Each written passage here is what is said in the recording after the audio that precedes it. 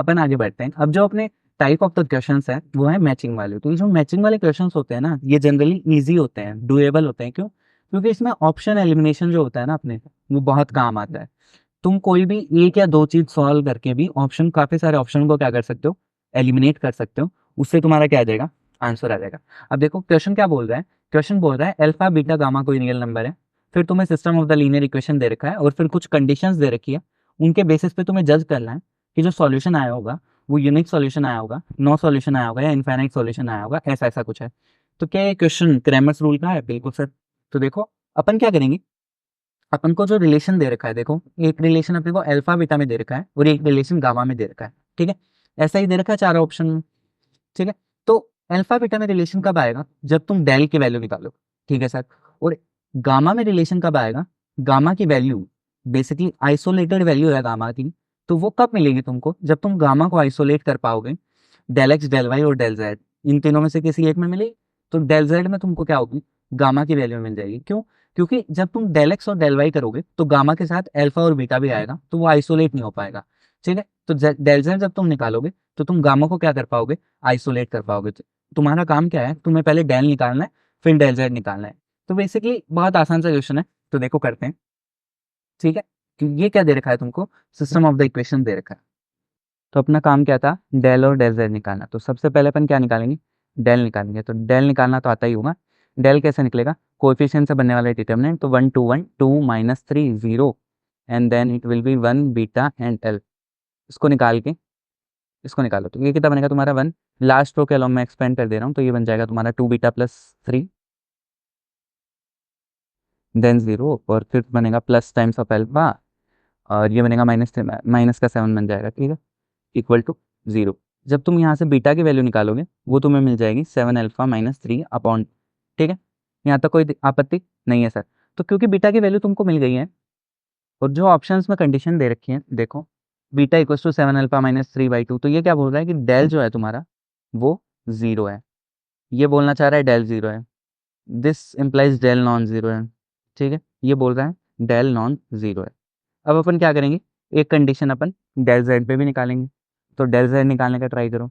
ठीक है, तो जैसे ही तुम डेल जेड निकालोगे तो क्या आ जाएगा, डेल जेड तुम्हारा बन जाएगा 1 2 1 एंड 2 माइनस 3 0। केवल जो जेड वाला कॉलम होगा उसको अपने को रिप्लेस करना होगा। तो ये कितना बन जाएगा तुम्हारा 7 गामा एन देन 11। ठीक है, इसको भी लास्ट रो के अलॉन्ग एक्सपेंड कर लो। तो ये बन जाएगा 2 gamma plus of 21, 2 gamma plus 21 and then it will be plus of 11 and it will be minus 7 equal to 0। तो 2 गामा माइनस ऑफ 77 प्लस 21, तो it will be gamma equal to 28 आ जाएगा यहाँ। ठीक है, तो गामा इक्वल टू 28, 28 ही दे रखा था आपने को ऑप्शन। तो ये क्या इंप्लाई करता है, डेल जेड 0 है। ये इंप्लाई करता है डेल जेड नॉन 0 है। ठीक है, यहाँ भी इंप्लाई करता है कि डेल जेड जो है वो नॉन 0 है। ये भी तुमको बताता है डेल जेड जो है वो 0 है। ठीक है, मैं समझ गए ना। तो देख, अब पहला जो ऑप्शन है वो क्या कह रहा है, पहले वाले ऑप्शन में डेल भी 0 है, डेल जेड भी 0 है। ठीक है, तो न्यूमरेटर और डिनोमिनेटर दोनों 0 है। तो क्रैमर्स रूल में तुमने सीखा होगा, ये किसको अप्रोच कर रहा होगा, क्या इसके इनफाइनाइट सॉल्यूशंस होंगे? बिल्कुल सर, क्योंकि डेल जेड भी 0 है, डेल भी 0 है, तो इनफाइनाइट सॉल्यूशंस होंगे। तो पी का तो आंसर क्या रहा होगा, 3 रहा होगा। ठीक है, अब जो क्यू बोल रहा है, क्यू बोलना चाह रहा है कि डेल तो 0 है और डेल जेड नॉन 0 है। तो ये तो नो सॉल्यूशन वाली कंडीशन है on the basis of the Cramer's rule, कि डिनोमिनेटर तो 0 हो रहा है बट न्यूमरेटर 0 नहीं हो पा रहा। तो समथिंग अपॉन 0 क्या होता है, नॉट डिफाइंड। मैंने इसे बताया है अपनी वीडियोस में, क्रैमर्स रूल तुम देख सकते हो। तो उससे क्या होगा, नो सॉल्यूशन हो जाएगा। पी का तो थर्ड ऑप्शन रहा होगा और क्यू का क्या रहा होगा, 2 रहा होगा। ठीक है, अगर अपन देखें ऑप्शन, तो देखो पी का 3 और क्यू का 2, मतलब सी और डी तो ऑलरेडी क्या हो चुके हैं, रिजेक्ट हो चुके हैं। अब देख लो, एस का तो सेम ही है, तो केवल आर अपने को निकालना है अब। ठीक है, तो आर देखोगे तो आर क्या बोल रहे हैं, आर में डेल भी नॉन जीरो है, डेल जेड भी नॉन जीरो है। ठीक है, तो क्या इसका यूनिट सॉल्यूशन आएगा? पक्का सर, यूनिट सॉल्यूशन ही तो आएगा, क्योंकि न्यूमरेटर भी नॉन जीरो है, डिनोमिनेटर भी नॉन जीरो है। मतलब न्यूमरेटर भी कुछ वैल्यू है, डिनोमिनेटर भी कुछ वैल्यू है, तो कुछ ना कुछ वैल्यू आई होगी जेड की। ठीक है, तो यूनिक सॉल्यूशन आएगा। अब सर बोलते हो सर, आप बोलोगे कि सर ये भी तो यूनिक सॉल्यूशन है, बट यहाँ देखो z 0 आ रहा है, तो क्या z 0 पॉसिबल है जब न्यूमरेटर भी 0 नहीं है, डिनोमिनेटर भी 0 नहीं है, तो z 0 तो नहीं आ सकता। तो r का क्या रहा होगा, 1 रहा होगा। ठीक है, अब बस 3 निकाल लिए तुमने, अब चेक कर लो। तो ऑप्शन में चेक करोगे तो फर्स्ट वाला ऑप्शन ही क्या है, इसका राइट आंसर है। तो बेसिकली बहुत आसान सा क्वेश्चन था, तुमको डेल और डेल जेड निकालना था। जैसे ही तुमने निकाला, फिर तो क्रैमर्स रूल का बेसिक सा एप्लीकेशन है कि देख लो कौन सा किसको मैच कर रहा है। ठीक है, तो चलो आगे बढ़ते हैं अपन। अब देखो यार, इस क्वेश्चन को देख के तो मुझे लज्जा आ गई भाई। क्या क्वेश्चन नहीं है, एडवांस का क्वेश्चन नहीं है, स्टैट्स का मतलब बहुत ही आसान सा क्वेश्चन है स्टैटिस्टिक्स का। क्या दे रखा है तुमको, एक्स आई की वैल्यूज दे रखी है, उनके करस्पॉन्डिंग कुछ फ्रीक्वेंसी दे रखी है, फिर तुमको निकालना है मीन मीडियन एंड दैट्स बहुत बेसिक बेसिक चीज़ें निकालनी है। अब देखो, वही मैचिंग वाला क्वेश्चन है तो डुएबल होगा, कुछ ना कुछ करके अपन ऑप्शन को क्या कर देंगे, एलिमिनेट कर देंगे। ठीक है, तो देखो अब यहाँ तुम डिफ्रेंशिएट करने की कोशिश करो ऑप्शंस में। तो देखो, मैं तुम्हें वो तरीका बता रहा हूँ जब तुम्हारे पास टाइम बिल्कुल कम बचा है। लेट सपोज तुम्हें ये लास्ट क्वेश्चन करना है और टाइम बहुत कम बचा है तुम्हारे पास। ठीक है, तो देखो, पी के जब तुम ऑप्शंस चेक करोगे तो 3 ऑप्शंस में वैल्यू 3 है, केवल एक ऑप्शन में वैल्यू 2 है। फिलहाल के लिए इसको एलिमिनेट कर दो, पक्का नहीं है ये एलिमिनेट होगा, बट फिलहाल के लिए एक बार कर दो। ठीक है, अब अब देखो, जो अपन ने एलिमिनेट कर दिया, उसके अलावा एस जो है उसमें सभी में वैल्यू 5 है। ठीक है, तो एस निकालने की तुम्हें कोई नीड नहीं है। अब जो ऑप्शंस तुम सेलेक्ट करना चाह रहे हो उसमें आर में तीनों की वैल्यू अलग अलग है, तो आर निकालो। सबसे पहले एक तो आर निकाल लो, और पी, पी तो 3 ही है, तो आर निकालो। ठीक है, आर निकालोगे तुम्हारा आंसर आ जाएगा। ठीक है, तो देखो, अब यहाँ से आर क्या है, the mean deviation about the mean of the, तो डेविएशन निकालना अबाउट मीन, तो इसका तो डायरेक्ट फॉर्मूला होता है। यार बहुत आसान सा क्वेश्चन है, मीन मीडियन तो तुम निकाल ही लोगे, और जो मीन डेविएशन निकालना है उसका फॉर्मूला मैं तुम्हें बता देता हूँ। निकालना तो तुमने खुद नहीं है, मजदूरी है वो तो तुम्हें ही करनी पड़ेगी। ठीक है, तो फॉर्मूला क्या होगा, summation of F I into X I minus X bar. ठीक है, मीन के अबाउट निकालना है ना, तो मीन को मैंने बोल दिया x bar upon summation of F आई। यहाँ से जब तुम कैलकुलेट कर लोगे तो इसकी जो वैल्यू आ जाएगी दैट विल बी 2.7। ये जो वैल्यू आएगी वो 2.7 आएगी। अब ये नहीं निकाल पाओगे क्या बताओ, जब तुम मीन निकाल सकते हो तो तुम ये भी निकाल सकते हो। ठीक है, तो देखो, यहाँ से जो ऑप्शन था 2.7 वो कौन सा था, आर का 4 होना चाहिए। अब आर जो है वो 4 दो ऑप्शंस में, आर 4 क्या है, दो ऑप्शंस, पर एक तो अपन ऑलरेडी एलिमिनेट कर चुके हैं। ठीक है, तो ये तो एलिमिनेटेड है, तो आर 4 एक ही ऑप्शन में है, बाकी तो first option will be the right answer. ठीक है, अब अगर तुम्हारे पास टाइम बच रहा है तो तुम क्यू को भी वेरीफाई कर लो। ठीक है, तो क्यू क्या आ जाएगा, मीडियन जो होगा इस डेटा का वो 5 आ जाएगा। मीडियन मिड वैल्यू होती है ना। ठीक है, तो अरेंज कर लेना इनको असेंडिंग ऑर्डर में, और फिर वहाँ से क्या निकाल लेना, आंसर निकाल लेना। तो बहुत ही आसान सा सवाल है भाई, मीन मीडियन तो निकाल ही लेते हो ना, बचपन से करते आए हो भाई, 10th क्लास 11th क्लास से। तो ये तो आसान सा क्वेश्चन था, बस ऑप्शन एलिमिनेशन अगर तुम्हें आता था तो तुम इसमें टाइम भी बचा सकते। ठीक है, तो चलो आगे बढ़ते हैं, अपन क्वेश्चन देखते हैं आगे। अभी जो क्वेश्चन दे रखा है अपने को, ये कॉम्प्लेक्स नंबर का क्वेश्चन दे रखा है। ठीक है, डिसेंट सा क्वेश्चन है कॉम्प्लेक्स नंबर का। क्या बोल रहा है अपने को कि z कोई कॉम्प्लेक्स नंबर है जो एक इस क्यूबिक इक्वेशन को क्या करता है, सेटिस्फाई करता है, और उसका जो इमेजिनरी पार्ट है वो नॉन जीरो है। ठीक है सर, फिर क्या दे रखा है तुमको, तुमको आगे 4 ऑप्शंस दे रखे हैं, उनको तुमको मैच करना है। अब एडवांस में जब भी मैचिंग का क्वेश्चन आए तो तुम्हें खुश हो जाना चाहिए। क्यों सर, क्योंकि अगर अपन डेटा के हिसाब से देखें एडवांस के, तो ये जो मैचिंग वाले जो क्वेश्चंस होते हैं ये जनरली ईजियर साइड पे लाई करते हैं। क्यों, ये हर बार ऐसा नहीं होता, but most of the cases में ये क्या होते हैं, ईजी होते हैं। ठीक है सर, अब इस क्वेश्चन को अपन, ईजी क्यों होते हैं ये, ईजी इसलिए होते हैं क्योंकि इनमें क्या होता है, अपने को सारे ऑप्शन मैच नहीं करने होते, कोई भी सेलेक्टेड एक दो ऑप्शन को अपन मैच करके ऑप्शंस को क्या कर सकते हैं, एलिमिनेट कर सकते हैं। ठीक है, अब जैसे इसी क्वेश्चन के अगर तुम ऑप्शंस देखो तो देखो जो इसके ऑप्शंस हैं, ठीक है, तो इसमें तुम देखोगे कि जो बी सी डी वाले ऑप्शन है, बचे हुए 3 ऑप्शन है, इनमें पी की वैल्यू सेम है, बट केवल एक ऐसा ऑप्शन है जिसमें पी की वैल्यू 1 है।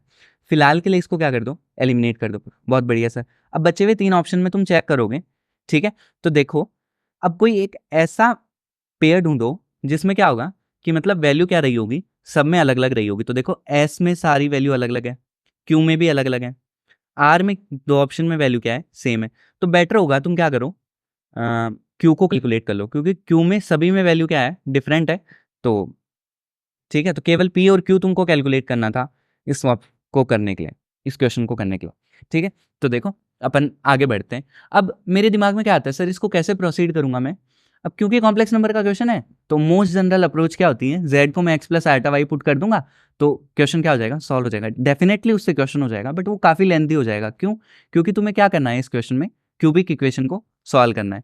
तो फिर सर कैसे होगा, तो जेड को तुम क्या मान लोगे, जेड की एक और फॉर्म होती है ना मानने की, क्या होती है, R times of cos theta plus iota sine theta. उसको तुम क्या लिखते हो, आर ई की पावर आयटा थीटा लिखते हो। तो सर उससे भी ये क्वेश्चन हो जाएगा। हाँ सर, उससे ये क्वेश्चन क्या रहेगा, इजी रहेगा करने को। ठीक है, तो चलो अपन क्वेश्चन को करते हैं। तो अपन क्या करेंगे, पुट करेंगे, क्या पुट करेंगे, जेड को आर ई की पावर आयटा थीटा पुट करने वाले हैं। ठीक है, तो कर दो पुट। मॉड जेड क्या रहा होगा, आर रहा होगा, तो ये बन जाएगा R Q plus 2 times of Z square जैसे करोगे तो आर स्क्वायर ई की पावर कितना बन जाएगा, 2 टाइम्स ऑफ आयोटा थीटा बन जाएगा, प्लस 4 जेड बार लिखोगे तो प्लस का 4 और जेड बार जब तुम करोगे तो वो बनेगा आर ई की power minus of iota theta minus of 8 equal to 0। ठीक है, यहाँ तक कोई दिक्कत वाली बात नहीं है। अब आगे कैसे बढ़ोगे तुम, देखो अब क्या करना है तुमको, इसमें क्या रहा होगा, कुछ तो रियल पार्ट रहा होगा, कुछ इमेजनरी पार्ट रहा होगा। बहुत बढ़िया सर, बिल्कुल सर। तो अपन क्या करेंगे, 1 बाई 1 उसको जीरो करेंगे। ठीक है, तो मैं पहले क्या करता हूँ, जो इसका इमेजनरी पार्ट रहा होगा उसको मैं जीरो कर लेता हूँ।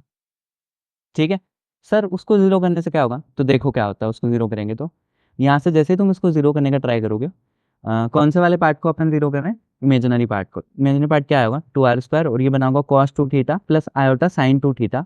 तो यहाँ आया होगा साइन 2 थीटा और इधर बना होगा minus of 4r sine theta equal to 0। ठीक है, यहाँ तक कोई दिक्कत वाली बात नहीं होनी चाहिए। फिर क्या करोगे तुम, इसको लिख दोगे 2 sine theta into cos theta. ठीक है, तो जैसे तुम लिखोगे ये बनेगा 4r² sine theta cos theta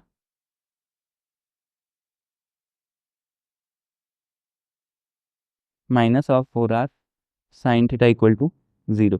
ठीक है, अब 4r साइन थीटा को जैसे तुम कॉमन ले लोगे, उधर से बच जाएगा तुम्हारा r cos थीटा -1 और ये तुम्हारा बन जाएगा 4r साइन थीटा। ठीक है, 1 बाई 1 तुमको क्या करना था, जीरो पुट करना था। अगर इसको तुम जीरो पुट करोगे तो यहाँ से तुम्हें मिलेगा कि साइन थीटा क्या है, 0। और यहाँ से जब तुम पुट करोगे, यहाँ से कॉस थीटा की वैल्यू तुम्हें मिल जाएगी 1/r। ठीक है, अब ये तो रहा नहीं होगा, क्यों नहीं रहा होगा, क्योंकि उसने बोला है कि जो तुमने कॉम्प्लेक्स नंबर दिया गया है जेड, उसका जो इमेजिनरी पार्ट है वो 0 नहीं हो सकता। ये क्वेश्चन में क्या है, गिवन है, क्योंकि ये चीज़ क्वेश्चन में दे रखी है। ठीक है, इसलिए अपन ने इसको क्या कर दिया, रिजेक्ट। तो कॉस थीटा की वैल्यू आ गई अपने पास। अब अपन क्या करेंगे, अब जो अपना रियल वाला पार्ट है उसको अपन जीरो करते हैं। ये बनेगा तुम्हारा r³ प्लस 2r² और इधर से बनेगा तुम्हारा cos 2 थीटा और उधर से तुम्हारा बनेगा प्लस 4r और इधर बनेगा तुम्हारा cos theta minus of 8 equal to 0। ठीक है, अब तुम्हें cos थीटा की वैल्यू पता है तो पुट कर दो। cos 2 थीटा कितना होता है, 2 cos स्क्वायर थीटा -1 होता है। ठीक है, तो ये बनेगा तुम्हारा r³ प्लस 2r² और 2 cos square theta, cos theta की वैल्यू कितनी है, 1/r। जैसे तुम यहाँ पुट कर दोगे तो 1/r² और माइनस का 1 plus 4r cos theta -8 equal to 0। और cos की वैल्यू कितनी दे रखी है तुमको, 1/r। तो ये कितना बना होगा तुम्हारा, 4 बना होगा -8 इक्वल टू 0। ठीक है, यहाँ तक कोई दिक्कत वाली बात नहीं है। बस मैंने क्या किया, cos थीटा की वैल्यू पुट की है और cos 2 थीटा को थीटा के टर्म्स में लिखा गया है। बहुत ही सिंपल सा है। अब तो मजदूरी करनी थी ना तुमने, तुम ये तो तुम कर ही लोगे। ठीक है यार, कुछ नहीं करोगे तो मजदूरी तो कर ही लोगे।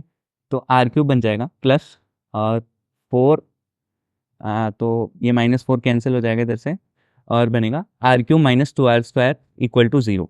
जब तुम इसको सॉल्व करोगे ये बन जाएगा, यहाँ से r² को कॉमन ले लोगे, r माइनस 2 इक्वल टू 0। तो यहाँ से r की वैल्यू कितनी आई होगी तुम्हारी, 2 आ गई होगी। ठीक है, और cos थीटा की वैल्यू कितनी आ गई होगी, cos थीटा की वैल्यू आ गई होगी 1/2। ठीक है सर, यहाँ तक कोई दिक्कत वाली बात नहीं है। तो तुम्हें r मिल गया, तुम्हें cos थीटा मिल गया। अब देखो, अब क्या था, cos थीटा मिल गया तो क्या sin थीटा निकाल लोगे, हाँ सर निकाल लेंगे। sin थीटा की वैल्यू क्या रही होगी, cos थीटा तुम्हें पता था तो sin थीटा तुम निकाल लोगे, कितना हो जाएगा, √3/2 हो जाएगा। यहाँ तक कोई दिक्कत वाली बात नहीं है।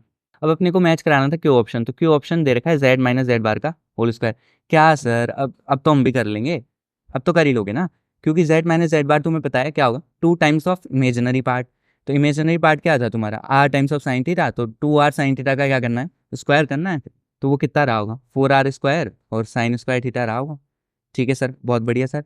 अब r की वैल्यू तुम्हें पता है 2 है तो 4 इंटू 4 16 और ये तुम्हारा बन जाएगा 3/4।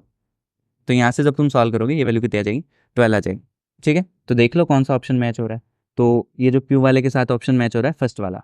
ठीक है, तो option B will be the right answer. तो ये जो मैट्रिक्स मैच वाले क्वेश्चन है ये बहुत ही ईजी होते हैं जनरली। ऑप्शन एलिमिनेशन वाले अप्रोच से तुमको जाना है इनमें। ठीक है, तो चलो मिलते हैं फिर अगले वीडियो में।